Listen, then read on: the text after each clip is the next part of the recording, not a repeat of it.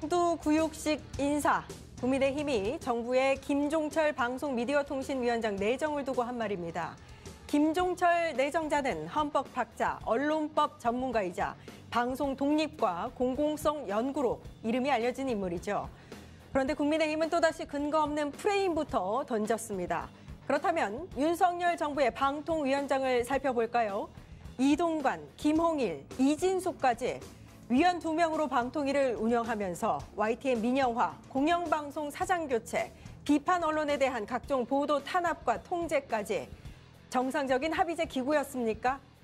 그래놓고 적반하장식 정치 공세라니 똥 묻은 개와 겨 묻은 개를 다시 소환해야 할 판입니다. 12월 7일 끝장뉴스 시작합니다.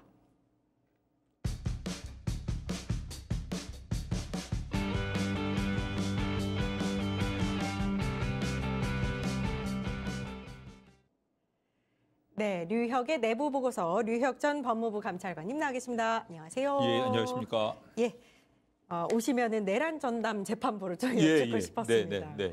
그러니까 여러 논란들이 나오고 있어요. 근데 일단 한번 살펴보면 이슈들을 대부분은 이제 지금 사법부에 대한 문제성에 대한 네. 인식이 있고 신뢰도는 굉장히 떨어져 있는 상태에서 맞습니다. 내란 재판이라는 굉장히 중요한 재판에 대해서 제대로 하고 있지 못하다라는 것에 대해서는 모두 다 공감하고 있는 상황. 네네.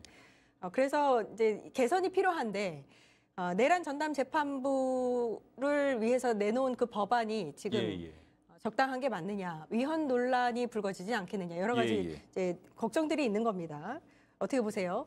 뭐 여러 가지 위헌 논란 같은 게 제기되고는 있지만 기본적으로 취지나 필요성이라는 측면에서 보면 지금까지 그 직위원 재판부, 특히 직위원 재판부 문제겠죠. 직위원 재판부를 비롯한 이 내란 재판 과정에서 국민들이 느낀 실망감이나 이런 게 엄청 클 겁니다. 그냥 쉽게 말씀드리면 아니 저렇게 엄중하고 심각한 내란 사건조차 저렇게 엄숙함을 잃고 저렇게 이상하게 재판을 하나. 네. 그리고 저렇게 천천히 그냥 느긋하게 심각성이라는 거 이런 걸 깨닫지 않고 저렇게 안이하게 대처해도 되나 이런 실망감을 느끼신 분들이 많을 겁니다. 그래서 그 취지라던가 필요성에 대해서는 공감할 수밖에 없는 것이고요. 근데 중요한 것은 그 위헌성 이런 걸 문제 삼아가지고 사실 이 법안이라는 게 너무 이렇게 좀 신속하게 만들려고 노력하다 보니까 지금 선거 얼마 안 남지 않았습니까?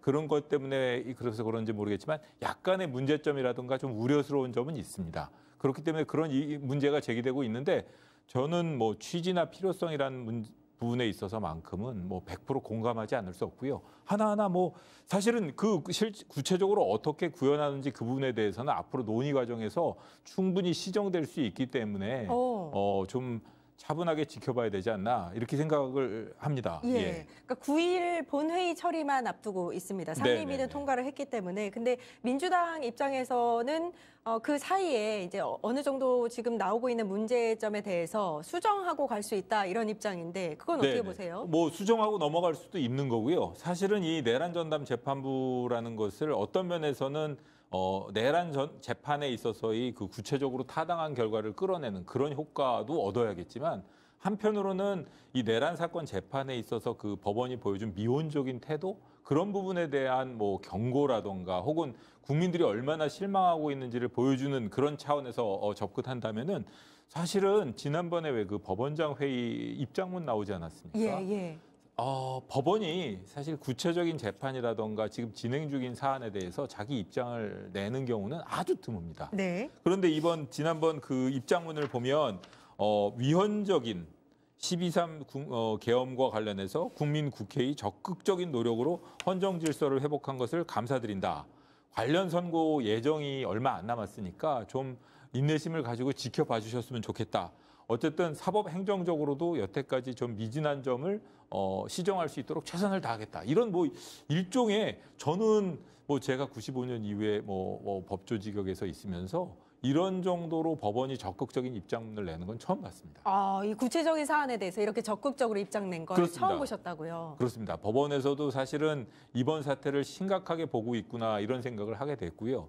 법원에서도 이번 사태를 단순하게 내란 전담 재판부에 대한 압력이라기보다는 본인들이 여태까지 해온 그 재판 모습이라던가 이런 관행에 대한 국민적인 질타 이런 부분을 충분히 의식하고 있다는 생각이 들었고요.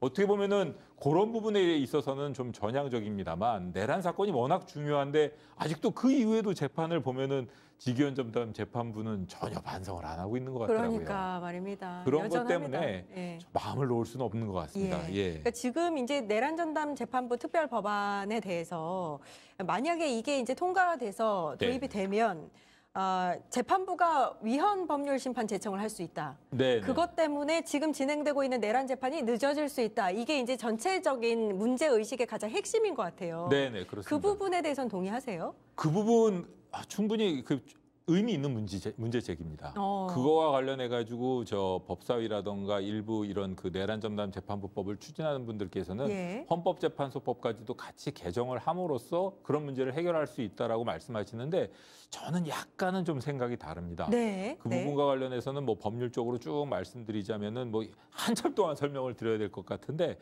사실 법적인 문제가 있을 때마다 그 문제를 법을 개정함으로써 모두 다 해결할 수 있는 것이 있고 법을 개정을 해도 해결이 안 되는 경우가 있습니다. 예를 들자면은 국민의 자유권이 예를 들어 무슨 문제를 해결하는 데 있어서 걸기적거린다고 국민의 자유권, 헌법상 권리를 폐지하면 자유권이 없어지는 거겠습니까? 예. 그거는 법 이전에 어떻게 보면은 자연법적으로 존재하는 권리거든요. 그거와 마찬가지로 사실 이 경우에는 꼭 그 예가 맞아떨어지진 않습니다만 모든 문제를 입법적으로만 해결한다고 하려고 하는 것 그거는 약간 좀 문제가 있을 수 있습니다.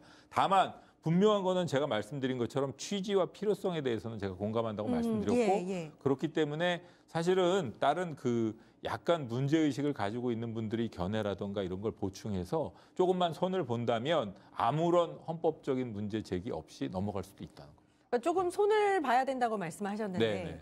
어느 부분에 있어서 손을 봐야 된다고 주로 보시는지? 저는 지금 문제의식을 가지고 있는 것이 그 재판법 구성 부분에 대해서 좀 네. 약간 문제의식을 가지고 있고요. 사실 그리고 법규의 전체적인 형식도 이 내란 사건 전체에 초점을 맞춘다기보다는 내란 사건뿐만 아니라 지금 사실 이번에 보면은 법원이 이렇게 복잡하고 중대한 사건, 국민적 관심이 있는 사건을 신속하고 엄정하게 그리고 엄숙한 모습으로 그 해결할 수 있는 능력이 있는지 그런 의지가 있는지 좀 의문을 갖게 만들지 않습니까? 그렇죠. 예. 그렇게 사실은 변호사분들한테 얘기 들어보면 아주 중대하고 심각하고 어려운 사건들은 우선순위에 밀려가지고 피해자가 많은 사건일수록 피해자들이 너무 힘들어하는 경우가 많다고 합니다. 그렇기 때문에 그런 중대하고 이런 사건의 특성상 엄정하고 신속하게 처리해야 될 경우에는 그러니까 중요 사건의 경우에 재판부를 특별하게 구성해서 그런 이 피해자들이 그 눈물을 빨리 닦아줄 수 있는 신속하게 사건 처리할 수 있는 절차를 만드는 전체적인 차원에서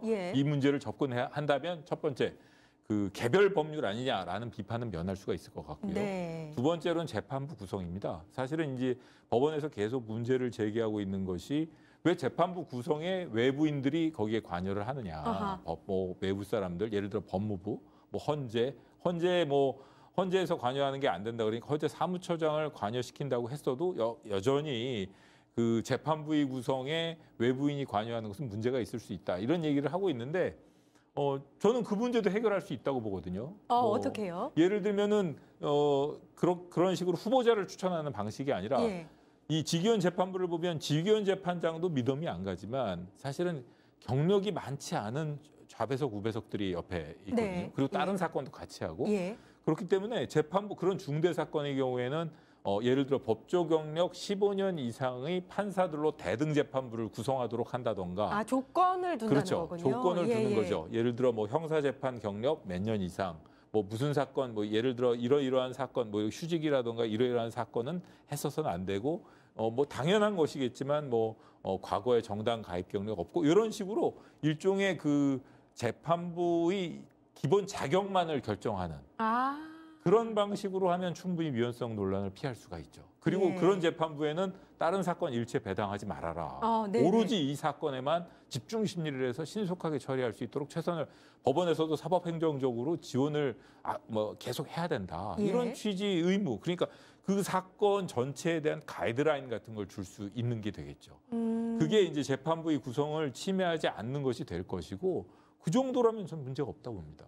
그럼 다른 이제 전담재판부 설치 법안을 보면 뭐 이제 1심과 항소심에 이 내란 전담 재판부를 설치한다라든지 전담 영장 판사를 배치를 한다든지 네네. 복권이나 감형을 제한한다라든지 네네. 뭐 이런 다른 조항들에 대해서는 어떤 전 의견이세요? 다른 조항들의 경우에는 그게 구체적으로 조금만 손을 보면 아무런 문제 없을 거라고 봅니다. 다른 거는 괜찮고. 예, 특히 사면 복권 같은 경우에는 국회의 동의를 얻도록 한다던가 내란 사건이나 이런 심각한 사건. 사실은 국민들이 전체가 피해자가 됐던 내란 사건 아닙니까? 예. 근데 이런 피해자의 동의라고 해야 되나? 그러니까 피해자들이 일일이 국민 투표를 통해서 뭐 사면 복권을 금지하도록 한다던가 이건 못할지언정 국민들이 대표라고 할 수 있는 국회의 동의를 얻도록 하는 것, 그건 합당하지 않겠습니까? 당연히 해야 되는 거 아닙니까? 전두환 같은 경우에 그냥 거리를 활보했어요. 몇 년 안 살고. 그렇습니다. 예. 사실은 그때의 그 사면 복권 특사가 오늘날의 이 12.3 내란 사태의 씨앗이 되었다고 맞습니다. 보는 사람들도 있습니다. 예, 맞습니다. 예. 그러면은 위헌 제청을 막기 위해서 민주당이 또 하나를 추진하고 있는 게 네. 그게 이제 험제법 개정안이거든요. 네. 이것도 내용 보셨어요? 내용 어떻게 봤습니다. 예. 내용 봤는데 그 부분의 경우에는 아까 말씀드린 것처럼 그 위헌 제청을 금지하고 이제 뭐 하지 못하도록 하는 방식으로 이제 헌재법을 개정한다는 것인데, 그러니까 재판이 중지되지 않도록 하는 것이죠. 예. 재판이 되지 않도록 하는 것인데, 제가 보기에는 그 부분에 대해서도 뭐 여러 가지 다른 견해를 가진 분들이 있을 것 같거든요. 그 부분보다는 차라리 위헌 제청 소지 자체를 차단할 수 있도록 제가 아까 말씀드린 재판부 그렇죠. 구성이라던가 예. 문제되는 부분을 정리하는 게 맞을 것 같습니다. 네, 내란 전담 재판부 특별 법안에 대해서 위헌 소지를 충분히 논의를 하고 그러면 네. 수정 후에 하는 게 좋겠다. 그렇습니다. 그게 9일 본회의에서 처리하려면 시간이 좀 그럼 부족할 것 같은데. 약간 시간이 좀 걸리더라도 이게 사실 이 내란 전담 재판부법이나 이런 부분에 있어 약간 좀 문제가 생겨서 윤석열 내란 사건 재판에 조금이라도 불씨라던가 빌미를 준다면 나중에라도 이 복역 도중에도 갑자기 뭐 재심을 청구한다던가 여러 가지로 불복의 꼬투리를 줄 수가 있거든요. 그렇죠. 그렇기 때문에 조금 좀 차분하게 지금 어떻게 보면은 좀 어느 정도 시간을 가지고 시일을 가지고 지켜볼 수도 있는 것 같고 항소심에서부터 적용되더라도 늦은 것은 아니니까 어차피 1월 8일, 7, 8, 9 요 무렵에 결심하고 2월 초에는 선고하겠다고 하고 있지 않습니까? 예. 사실 그 지기현 판사 같은 경우에는 지난번에 법정에서 하는 얘기를 들어보니까 이게 내란 전담 재판부가 생겨가지고 본인이 판결 선고문 안 쓰기를 바라고 있는 거 아닌가? 신났나요 지금 그래서? 그런 그러니까 얼굴에 늘 뭐 법정에서 늘 그런 텐션이긴 합니다. 도대체 이 내란 사건에서 느끼는 엄숙함이라는 그런 게 없기 때문에 저로서는 그런 것까지 느껴지니까 좀 어떤 면에서는 좀 차분히 해도 될 것 같다는 생각이 듭니다. 그렇군요. 일단은 혹시 이제 수정돼서 법안이 통과되더라도 재판부가 위헌 심판을 제청할 수는 있습니다. 그렇습니다. 그럴 경우에 만약에 위헌 결정이 난다면, 그러니까 최악의 경우를 한번 살펴볼게요. 현재 위헌 결정이 난다면 진행됐던 재판이 전부 다 무효될 수 있다 이런 얘기도 있는데 그거 정말 두렵거든요. 그렇습니다. 그런 이제 그래요? 그 내란 전담 재판부법에 의해서 진행됐던 모든 소송 절차 그게 무효화될 수가 있고 재밌는 것은 그게 무효화되더라도 구속 기간은 포함이 되거든요. 그러면 그냥 또 나올 수 있군요. 윤석열 씨한테 너무나 유리한 상황이 전개가 되는 거죠. 그렇군요. 그런 문제가 있습니다. 그렇기 때문에 어떤 면에서는 윤석열 씨 그 변호인들이나 이런 데에서는 내란 전담 재판부법이 어떻게 보면 바로 통과가 돼서 뭐 시행되기를 바라고 있을 수도 있지 않나 이런 걱정이 듭니다. 오늘 이제 대통령실에서 나온 입장이 있었는데요. 앞으로 진행되는 모든 법률안 관련 논의를 당내 논의를 존중하고 지켜보는 선에서 대통령실은 입장을 견지하고 있다. 이렇게 이야기를 하면서 우상호 대통령실 정무수석이 내란 전담 재판부 설치와 관련해서 당정 간 이견이 있다는 주장에 대한 질문을 했는데 이 내란 전담 재판부를 추진하는 데는 원칙적으로 생각을 같이 하는데 다만 위헌 소지가 최소화할 범위에서 추천한다는 공감대가 형성됐다고 본다. 대통령실도 위헌 소지를 좀 없애고서 추진하자라는 의견을 낸 것 같습니다. 위헌 소지를 없애고서 추진하는 해야 된다는 대통령실의 입장은 전적으로 동의하고요. 예. 다만 제가 뭐 여기서 꼭 말씀드리고 싶은 제 개인적인 의견은 이게 나중에 윤석열 씨에 대해서 중형이 선고되더라도 이 윤석열 씨 재판 과정에서 보여준 이 법원의 문제점, 예. 사실은 이렇게 공개 재판 과정에서도 그 지기현 재판장이나 이런 일부 재판, 뭐 영장 재판이라던가 이런 모습을 보면 너무 실망스러웠지 않습니까? 이런 문제점. 아니 이게 공개돼 가지고 중계까지 되는 마당에도 저런 모습을 보이는데 비공개 상태 재판정에서는 어땠을까? 그러게 말입니다. 그리고 그 수많은 피해자들은 얼마나 답답했을까? 이게 제 사건이라고 생각을 하고 제 사건인데 오늘 뭐 저녁에 우리 회식이나 하고 맛있는 거 내가 사드릴게 뭐 이런 얘기하고 네. 아니 변호인 왜 그러십니까? 지금 뭐 꼭 밥을 안 드시면 저렇게 배고플 때는 저런 말을 함부로 하시 예. 이런 걸 수준이. 보고 있으면 이 예. 민원인의 입장에서는 정말 분통이 터지는 거거든요. 예. 그런 차원에서라도 어떻게 보면 재판의 엄정성, 재판의 공정성, 신속성을 보장할 수 있는 그런 전반적인 이런 중요 사건, 여러 사람이 관련돼 있고 증인이 많아서 뭐 예를 들어 뭐 주식 사기 사건 이런 거 같은 경우에 증인이 많다는 이유로 막 구속 풀려나고 뭐 피의자가 피고인이 활보하고 이러면 피해자들 입장에서 얼마나 화가 나요. 맞습니다. 그런 차원에서라도 제가 보기에는 이 좀 방향 취지를 좀 바꿔가지고 예. 꼭 이런 그 중요 사건에 대한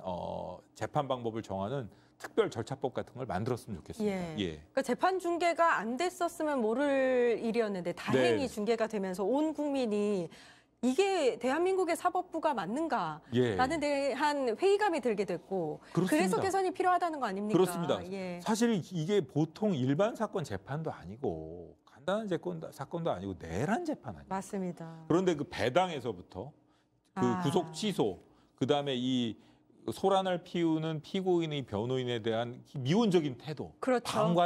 방치에 가깝죠. 예. 그런 모습, 그다음에 이 재판이 한없이 늘어지는 모습, 이런 걸 보면 너무 답답하지 않습니까? 예. 그걸 해결할 수 있는 뭔가 좀 해결책을 만들어야 하지 않을까 싶습니다. 그러니까 내란 전담 재판부 설치뿐만이 아니라 사법부 전반에 대한 일단 변화는 필요하다. 그렇습니다. 그렇죠? 예, 저는 그렇게 예. 보고 있습니다. 예. 그러니까 식품 관련, 보건식품 관련 판사가 어떻게 내란 전담 재판을 맡습니까? 제 생각도 예. 그렇습니다. 최소한 그 15년 이상의 법조 경력, 10년 이상, 뭐 15년까지 힘들다 하면 10년 이상의 법조 경력을 가진 판사들 3명에 의해서 구성되는 예. 대등재판부. 거기서 1심을 맡도록 하고 그다음에 고등에 가도록 한다던가 그런 식으로 신뢰를 얻을 수 있어야 하고 지기현 재판장뿐만 아니라 옆에 있는 좌배석, 우배석들도 충분한 경력을 가지고 그 사안에 대해서 날카롭게 질문을 한다던가 이런 게 있어야 되는데 전혀 그런 게 없는데다가 지기현 재판부는 지금 다른 사건도 많이 맡고 있다는 거 아닙니까? 예. 지금 이거 하나만으로도 버거울 텐데. 그러게요. 그거를 방치한 것이 지금 현재 그 서울중앙지법 그다음에 위에 그 법원 행정 조직이거든요. 그리고 생각해 보시면 아시겠지만 좀 윤석열 씨 석방되고 나가지고 나중에 법원에 첫 번째 출석할 때 보통 피고인들과 다르게 지하 출입을 허용했지 않습니까? 그런 것도 여론의 질타를 받고 그때서야 입장을 바꿨고. 그리고 다수의 구속영장을 기각한 것도 문제가 됐었고요. 맞습니다. 예. 그런 네. 여러 가지를 놓고 볼 때 제가 보기에는 뭔가 근본적인 변화는 불가피해 반드시 보입니다. 필요하다. 예. 내란 전담 재판부의 설치는 반드시 필요한데 그 추진하는 법안에 대해서 위헌 소지는 좀 수정을 하고 가는 게 좋겠다. 개개 강론 일부에 대해서는 신중하자. 좀 신중해야 될 필요가 있다. 예, 이런 입장입니다. 알겠습니다. 조희대 관련해서 좀 이야기를 해볼 텐데요. 네네. 얼마 전에 이제 전국 법원장 회의가 열렸고 여기에서 조희대 대법원장이 여러 가지 발언들을 했습니다. 영상부터 보고 와서 이야기 나눠보겠습니다. 사법제도는 국민의 권리를 보호하고 사회 질서를 유지하는 중대한 기능을 수행하는 만큼 한번 제도가 바뀌면 그 영향이 사회 전반에 걸쳐 광범위하게 그리고 오랜 세월 동안 지속됩니다. 특히 제도가 그릇된 방향으로 개편된다면 그 결과는 우리 국민에게 직접적이며 되돌리기 어려운 피해를 초래할 수도 있습니다. 사법제도는 네, 저는 조희대 대법원장이 내란 관련해서 정확한 입장을 내는 거는 본 적이 한 번도 없는데 예. 내란 전담 재판부 관련해서는 저렇게 정확하게 위헌 소지가 있다고 이야기를 하네요. 예. 그렇습니다. 어떻게 보셨어요? 사실 그 법원장 회의 입장문도 입장문에서 나왔던 그 위헌적인 12상 계엄에 대해서 이걸 국민과 국회가 적극적으로 막아주셔서 감사하다. 이런 입장을 본인 입으로 얘기했으면 조금이라도 나았을 텐데 그 얘기는 또 쏙 안 했죠. 빠졌어요. 예, 맞아요. 그러면서 어떻게 보면은 법원에 대한 공격이라고 할 수 있는 그 공격으로 받아들이는 거겠죠. 예. 제가 보기엔 공격이라기보다는 합당한 국민의 요구가 아닌가 싶거든요. 요구입니다. 맞습니다. 합당한 국민의 요구가 아닌가 싶은데 그런 요구를 거절하는 입장만을 저렇게 이제 딱 정리해가지고 본인이 표명을 했는데 참 저로서도 참 동의하기 어렵습니다. 예. 그러니까 사법부가 본인 할 일들은 안 하고 독립만 외치니까 어떤 국민이 거기에 대해서 공감을 하고 동조를 하겠습니까?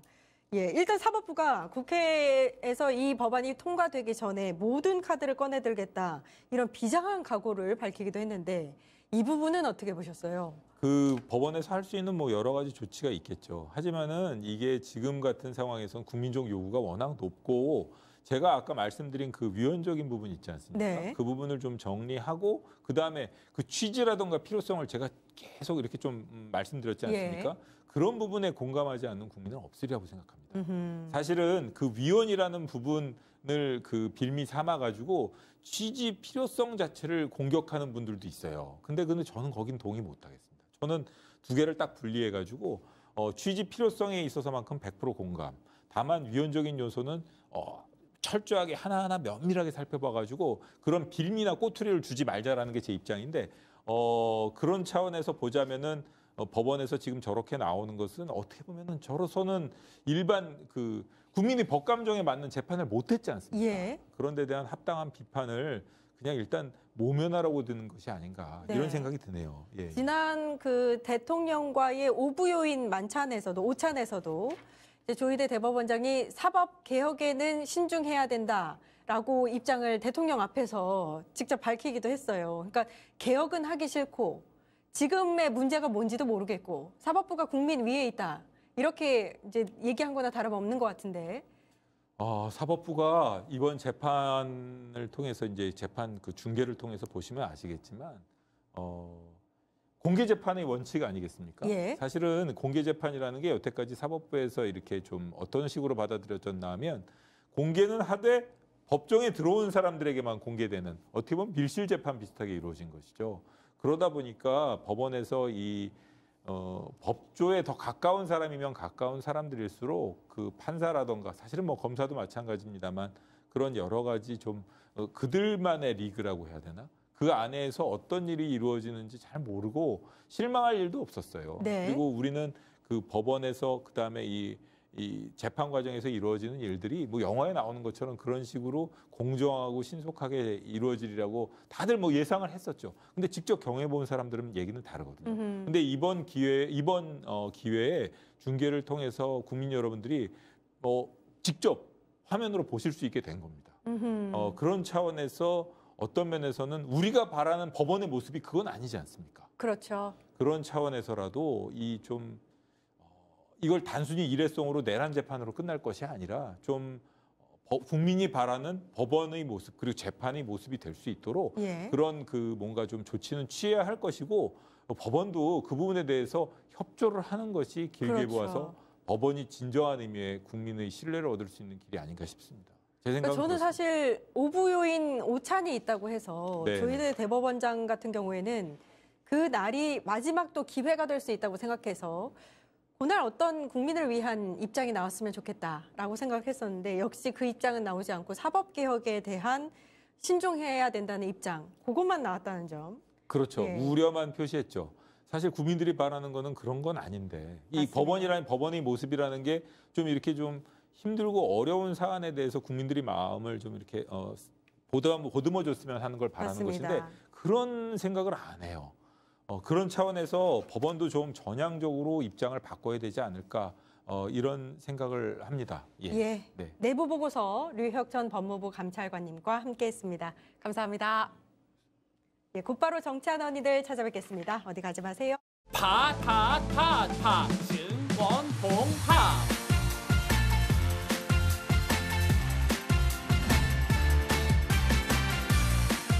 이제 저녁 8시 30분 퇴근 후 퀴즈 한판 혼자 하지 마세요. 같이 해요. 매일 저녁 8시 30분 많은 참여 바랍니다.